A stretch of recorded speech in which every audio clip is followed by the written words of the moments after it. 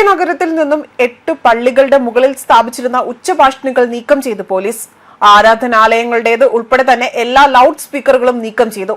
ഇതോടെ ഇപ്പോൾ മുസ്ലിം പള്ളികൾ നിവൃത്തിയില്ലാതെ തന്നെ ആപ്പുകളെ ആശ്രയിച്ചുകൊണ്ടാണ് ബാങ്ക് വിളി പോലുള്ള കാര്യങ്ങൾ ഇവിടെ അറിയിക്കുന്നതും.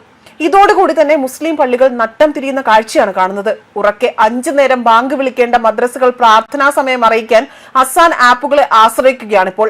ഇനി ഒരിക്കലും ലൗഡ് സ്പീക്കറുകൾ ആരാധനാലയങ്ങളിൽ ഉയർത്താൻ അനുവദിക്കില്ല എന്നും പോലീസ് വ്യക്തമാക്കിയിട്ടുണ്ട്. ഉച്ചഭാഷണങ്ങൾ നിയമവിരുദ്ധമാണ് എന്നും ശബ്ദ മലിനീകരണ നിയന്ത്രണങ്ങളും കാണിച്ചുകൊണ്ടാണ് നീക്കം ചെയ്തതെന്നാണ് വിവരം. യാതൊരു മുന്നറിയിപ്പും ഇല്ലാതെയാണ് പോലീസ് ഉച്ചഭാഷണികൾ നീക്കം ചെയ്തതെന്നാണ് നാട്ടുകാർ പറയുന്നതും. നിയമവിരുദ്ധമാണ് എന്ന് ആരോപിക്കപ്പെടുമ്പോഴും ലൗഡ് സ്പീക്കറുകളുടെ ശബ്ദം പരിശോധന പോലും നടത്താൻ പോലീസ് തയ്യാറായില്ല എന്നും നാട്ടുകാർ വ്യക്തമാക്കുന്നു. ബോംബെ ഹൈക്കോടതി നിശ്ചയിച്ചത് പ്രകാരം 45 മുതൽ 56 ഡെലിബറിനെ ആ ഒരു പരിധിയിൽ തന്നെ ഉച്ചഭാഷണികൾ പ്രവർത്തിച്ചിരുന്നതായും യാതൊരു മുന്നറിയിപ്പും കൂടാതെയുള്ള നടപടി അന്യായമാണ് എന്നും നാട്ടുകാർ ആരോപിക്കുന്നുണ്ട്. പോലീസ് പള്ളിയിലെത്തുകയും ലൗഡ് സ്പീക്കറുകൾ നീക്കം ചെയ്യാൻ ആവശ്യപ്പെടുകയും ചെയ്യുന്ന വീഡിയോകൾ സമൂഹ മാധ്യമങ്ങളിൽ ഇപ്പോൾ പ്രചരിക്കുന്നുണ്ട്. ഇതിന് പിന്നാലെയാണ് ഇപ്പോൾ പോലീസിന്റെ നീക്കത്തിനെതിരെ വിമർശനം ഉയരുന്നതും. ലൗഡ് സ്പീക്കർ നീക്കം ചെയ്യുന്നതിനെ എതിർത്ത് വ്യക്തികളോട് പോലീസ് മോശമായി പെരുമാറിയെന്നും ഭീഷണിപ്പെടുത്തിയെന്നും ആളുകൾ പറഞ്ഞു. മാത്രമല്ല, ഈ വർഷം ജനുവരിയിൽ ഉച്ചഭാഷിണികളുടെ ഉപയോഗം നിയന്ത്രിക്കുന്നതുമായി ബന്ധപ്പെട്ട് തന്നെ ബോംബെ ഹൈക്കോടതി വിധി പുറപ്പെടുവിച്ചിരുന്നു.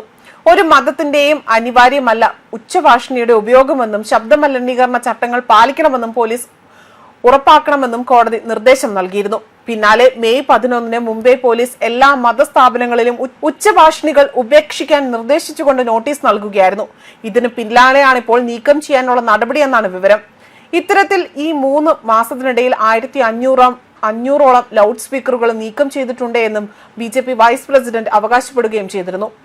അതേസമയം ആരാധനാലയങ്ങൾക്ക് സമീപം ഉച്ചഭാഷിണികൾ സ്ഥാപിക്കരുതെന്ന് കർശന നിർദ്ദേശവുമായി ഉത്തർപ്രദേശ് മുഖ്യമന്ത്രി യോഗി ആദിത്യനാഥ് രംഗത്ത് വന്നിരുന്നു. ഹോളി ആഘോഷങ്ങളിൽ DJ പോലുള്ള പരിപാടികൾ കർശനമായി നിരോധിക്കണമെന്ന് യോഗി ആദിത്യനാഥ് ഉദ്യോഗസ്ഥർക്ക് നിർദ്ദേശവും നൽകിയിരുന്നു. വികസന പദ്ധതികളെക്കുറിച്ചും ക്രമസമാധാന പാലനത്തെക്കുറിച്ചും നടത്തുന്ന അവലോകന യോഗത്തിലായിരുന്നു മുഖ്യമന്ത്രിയുടെ നിർദ്ദേശം. ക്രമസമാധാനം നിലനിർത്തുന്നതിന്റെ ഭാഗമായി നിരവധി നിർദ്ദേശങ്ങളായിരുന്നു മുഖ്യമന്ത്രി ഉദ്യോഗസ്ഥർക്ക് നൽകിയതും. ബാങ്കുകൾ, ധനകാര്യ സ്ഥാപനങ്ങൾ, വാണിജ്യ സ്ഥാപനങ്ങൾ തുടങ്ങിയ പ്രധാനപ്പെട്ട സ്ഥലങ്ങളിൽ CCTV ക്യാമറകൾ സ്ഥാപിക്കണമെന്നും കന്നുകാലി കള്ളക്കടത്ത് കർശനമായി നിരീക്ഷിക്കണമെന്നും അദ്ദേഹം ഉത്തരവിട്ടിരുന്നു.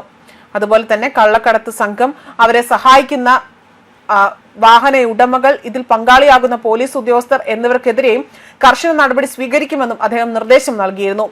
ന്യൂസ് ഡെസ്ക് കർമ്മ ന്യൂസ്.